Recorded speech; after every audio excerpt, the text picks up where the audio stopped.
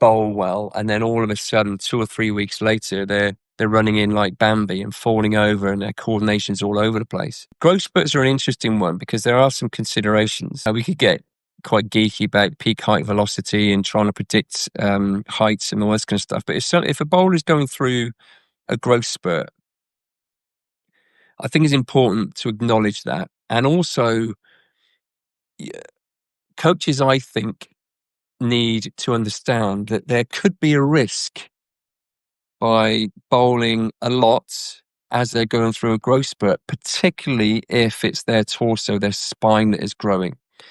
So the easy thing to do, most parents do it, get their kids to stand against the outside wall, and they just put a felt tip mark, and they've grown, 3 or 4 inches in the last 2 months or whatever. But then we need to work out whether it's their legs that are growing or their spine that is growing. If their legs are growing, then the easy way to do that is get them to sit on a chair.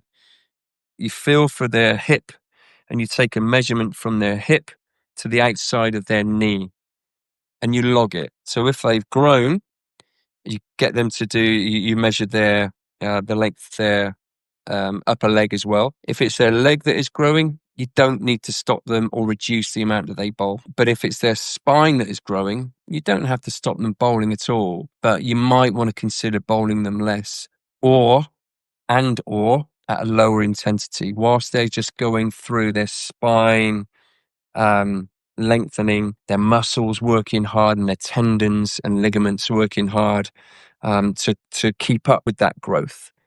Okay, so if they're not bowling, they're not improving. That's my philosophy. But if somebody's going through a growth spurt, there are considerations on how much they bowl and what intensity. Okay. Just a couple more things and I'll open it up.